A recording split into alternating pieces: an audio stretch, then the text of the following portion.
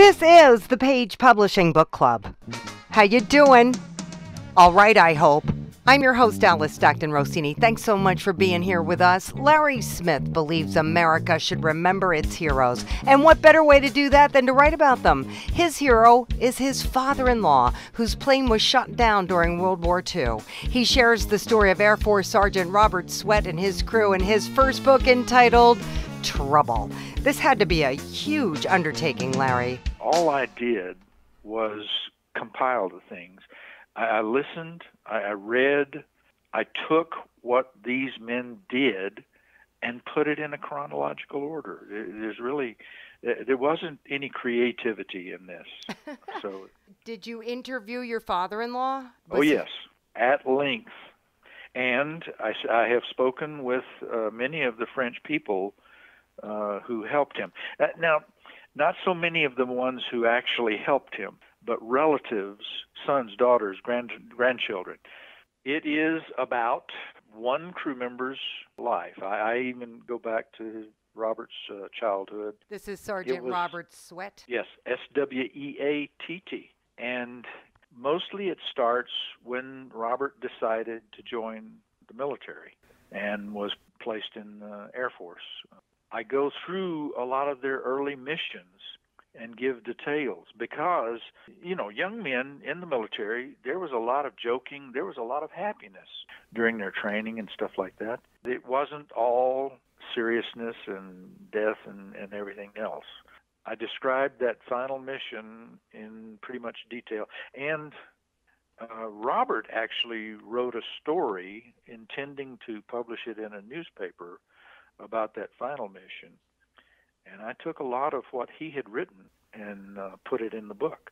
And the final mission was when he was wounded? They were shot down. It was on January 7th, 1944. The target was Ludwigshafen, Germany. Manufacturing plants around Ludwigshafen, which made many of the critical materials. They did synthetic rubber, some materials required for the explosives, and this was a very, very important target. It was a huge mission. I believe there were almost 500 planes. They went through, did their bombing. Everything seemed to be going well. They turned for home, and about an hour later, they were attacked by pilots from Abbeville, France. They were called the Abbeville Boys. Also had nicknames like the Yellow Noses. A lot of very, very good pilots, German pilots, were stationed there. One of them was Egon Meyer. Egon Meyer claimed 4 bombers that day, and one of them was Trouble. Trouble is the nickname of the plane they were flying that day. The plane began to fall almost immediately because Meyer destroyed the cockpit in his first pass. And there's so many details about while they were falling. But the key is this. Robert was wounded in the initial attack.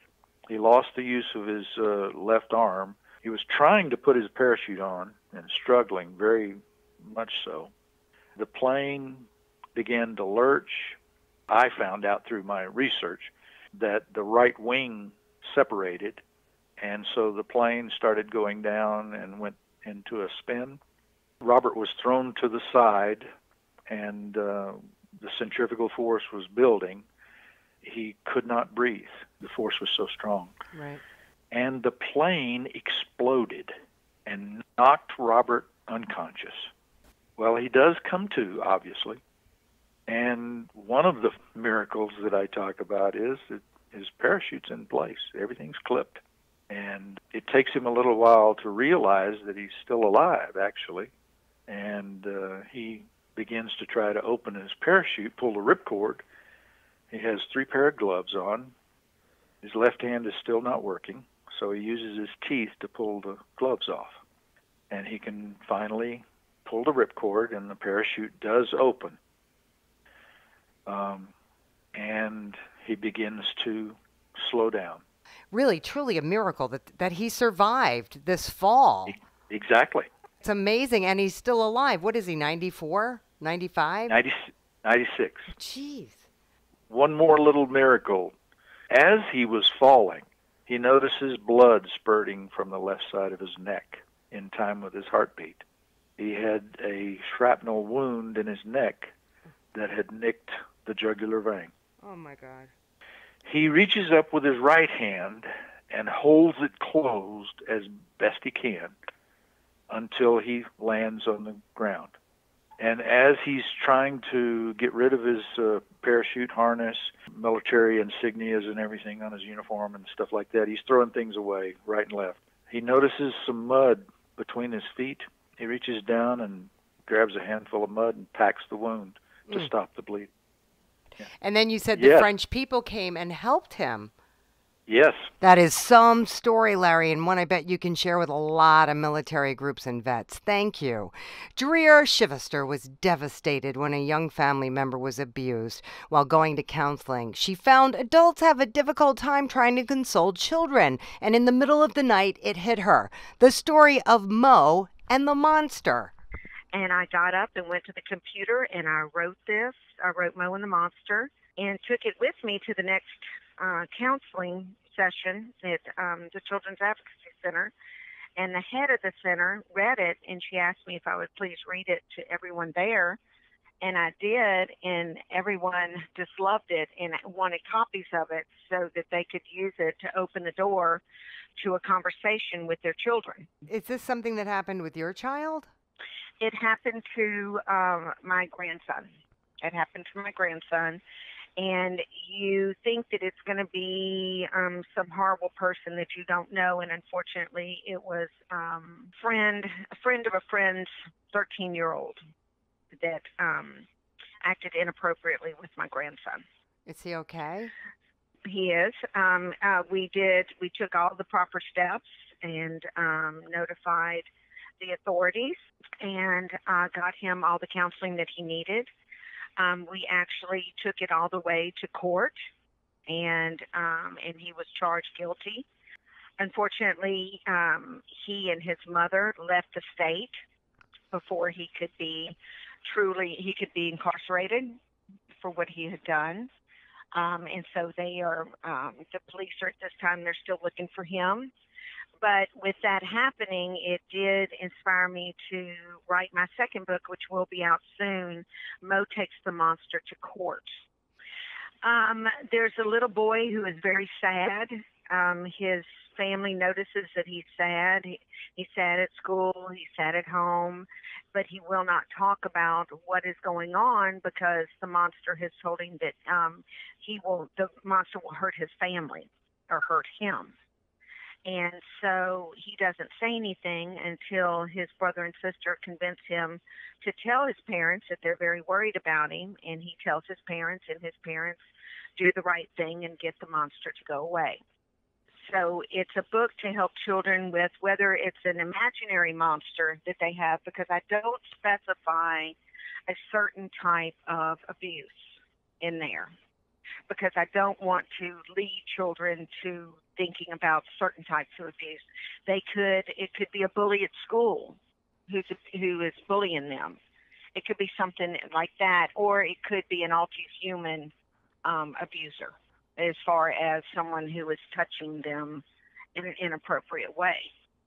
And some children have their imaginary monsters.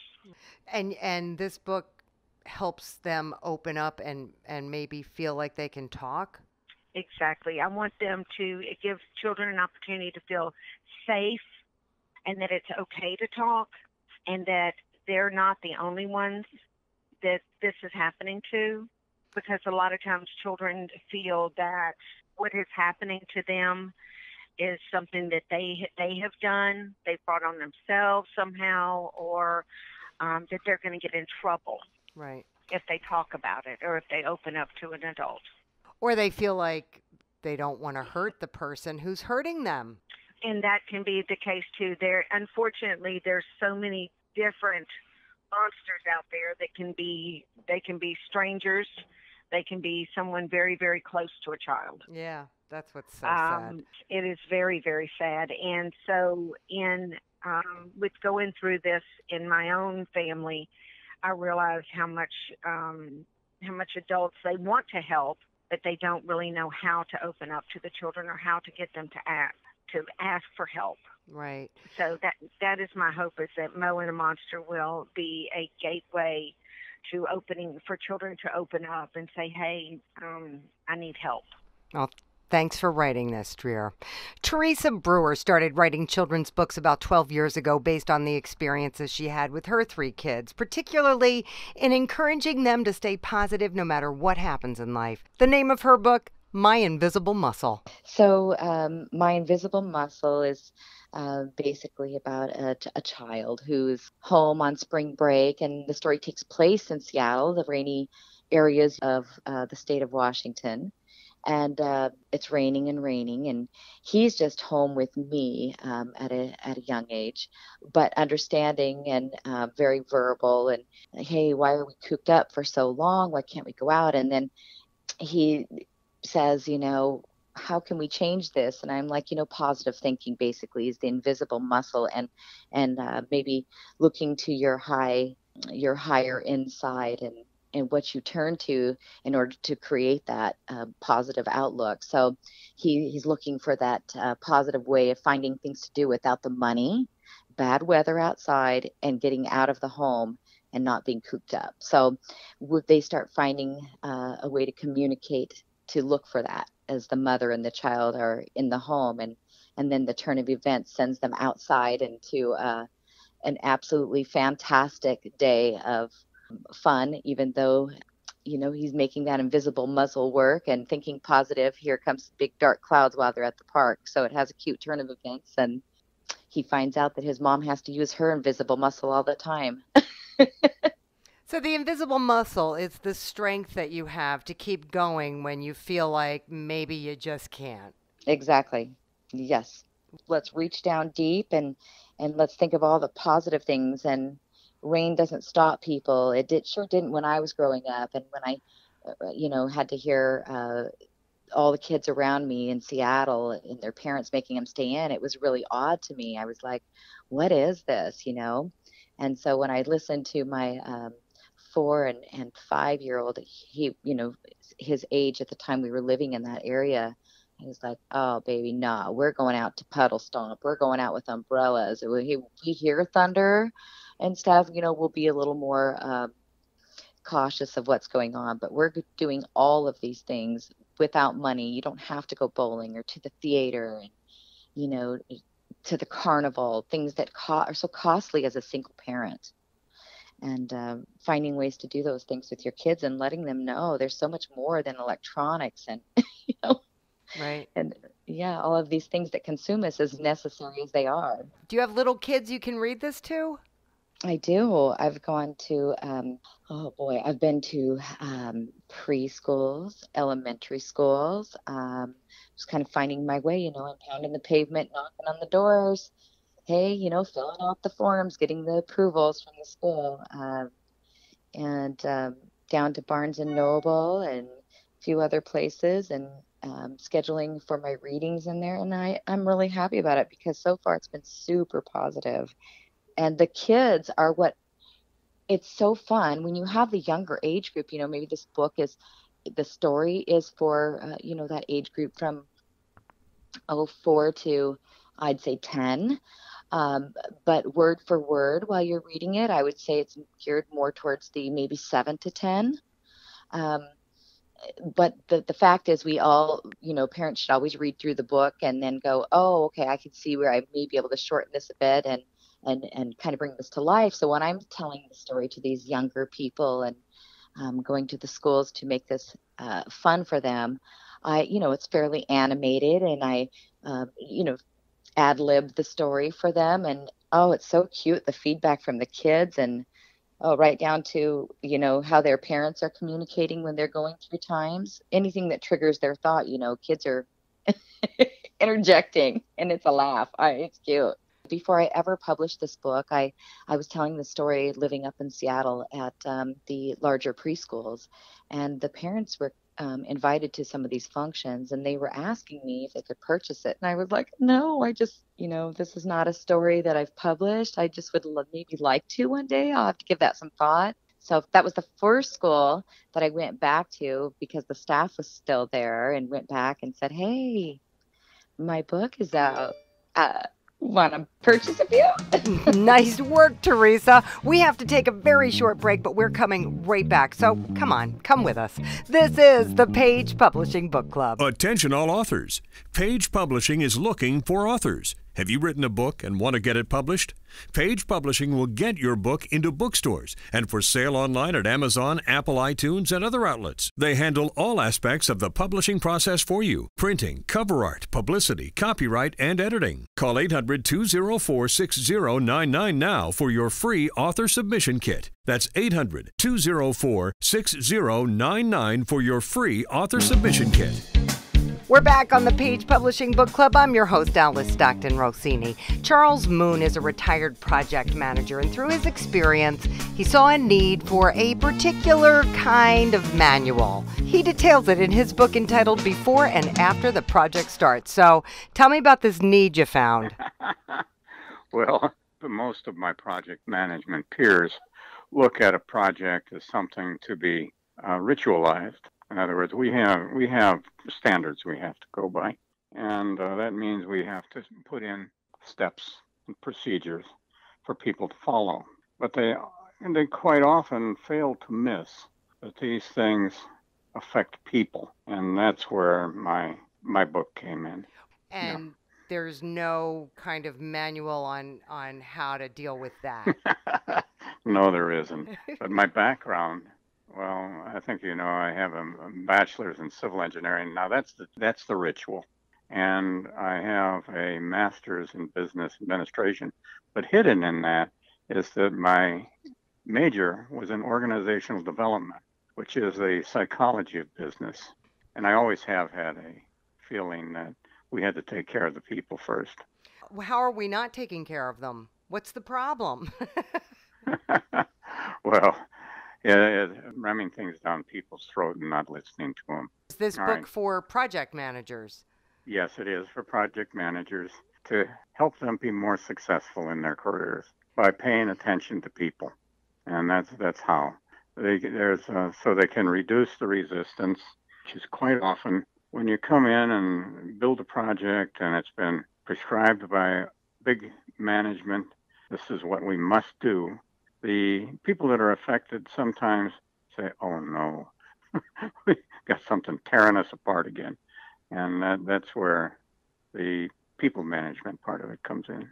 Can you just give me some more specifics so I can get a picture of exactly what you're talking about? When a project comes in and you start talking about it, well, people who work in wherever you work like their jobs.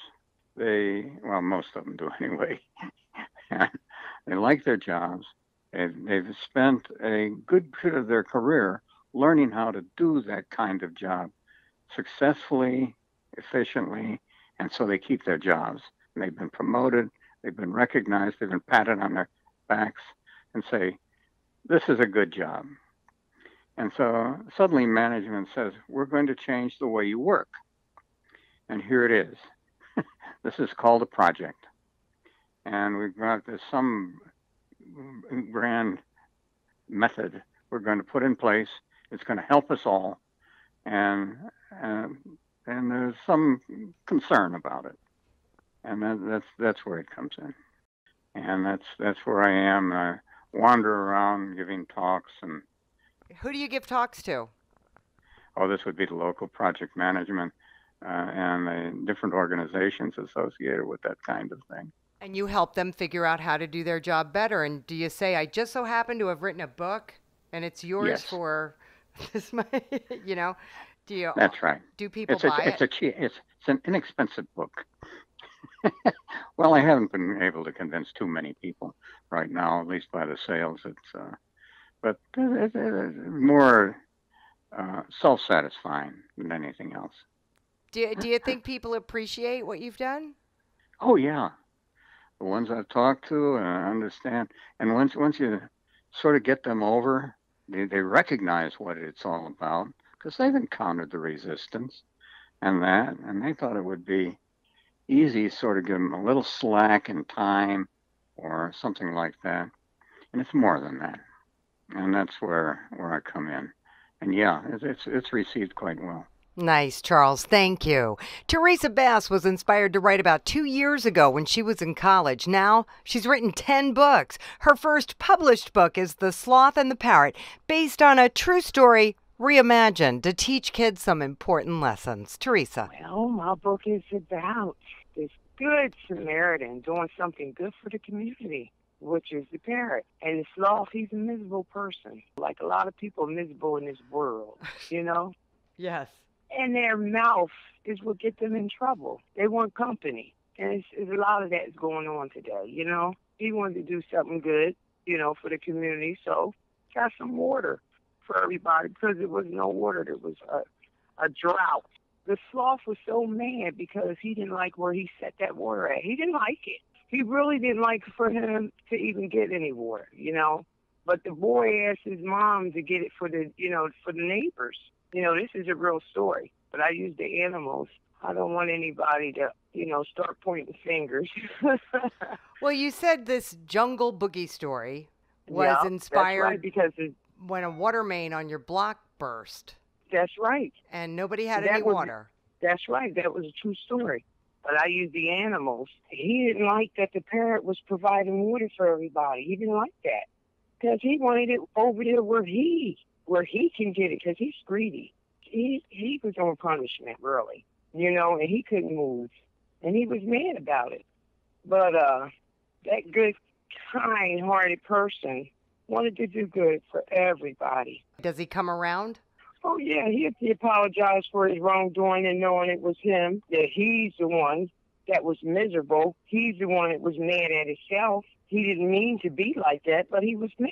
Do you have kids you can read this to? I have 13 grandkids, and I have a great-grandbaby. I read it to my grandkids, and they said they loved the book because they said, Grandma, no one has no book like this in our school, and you brought that book to life the way you read it. And I told them I'll probably start going to their school and talk to their principal to see if I can, you know, read the book to them. That's a great idea. But anyways, my book really teaches lessons like to forgive, you know, if they did wrong, you know, apologize for if they did something wrong.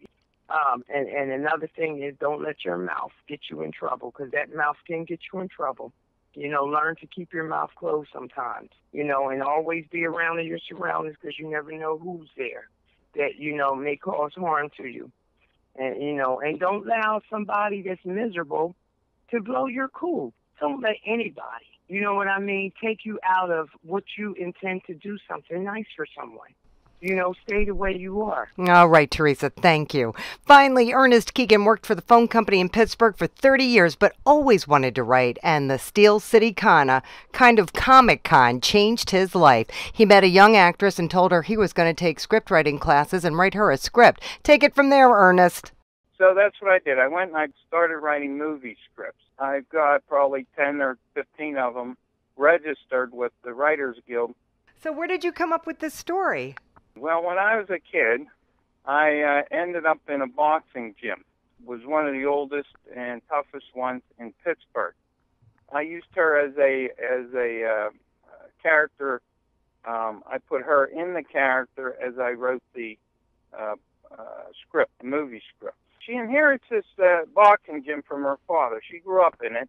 She inherits it from him, and one of the former fighters under her father. They're on and off again lovers over the years, and it's about the things that they have to deal with the fighters and their problems, plus their own personal problems. So they have to deal with pimps, muggers, cops looking for an easy way to close unwanted cases. You know, they're going through life. They have to deal with whatever thrown at them. And how they deal with each one has their own problems and how they deal with them. Dan McClane, he's the trainer. One of his fighters, his girlfriend, is addicted. McClane kills the dope dealer. The girl goes to rehab. She comes out. Her cousin, she OD, and the fighter that was her boyfriend, he quit, and he can't handle all this stuff. The guy who gave her the drugs is blamed for the killing of the pimp and drug dealer because he took over his spot. So he's leaving time. He comes in to rape Mary Lou. She shoots him in the gym. She kills him. In the meantime, Dan McLean gets mugged on the street. Now there's a friend of theirs is another trainer. He just happens to get a new fighter, and McLean finds that at a fight with another fighter he's training. He finds that right before the fight that the one mugger is opposing his fighter. Oh. So, his fighter beats the other guy, and then when they come back to the locker room, McLean, he deals with the situation right then and there. You've got like a lot of different plot lines going on, and it's a complicated thing. I called it a love story minus the candy hearts and flowers. And like I said, originally the script is actually written for, like I said, for a girl up in your neighborhood. Are you sending it to her? Village. That's the whole thing. I lost contact with her people. I did send her one script. I got a call back from the guy who was running her, whatever it was up there, and then he changed his address, his office or something. And one of the local guys here, he's a filmmaker and an actor, and right now he has 2 short films entered in a Las Vegas Film Festival that's at the end of the month. He's going out there. Now, he's asked me to write a short, what they call a short movie script, a 10-minute movie for this to submit to other film festivals, and he's going to film it and submit it to other film festivals. All right, Ernest, it's an interesting route you're taking, to say the least, and I wish you the best. We wish all of our authors the very best. We know how difficult it is just to get yourself to organize your thoughts and put them down on paper to the point where you can actually submit a manuscript. It's not easy. So the fact that you got this far and you wound up on the Page Publishing Book Club tonight, there's something to be said for that. All right? Thank you all for joining us on the Page Publishing Book Club. If you missed anything, just go to 710WOR.com and download our podcast anytime you want. I'm Alice Stockton Rossini. Come on, everybody. Right on.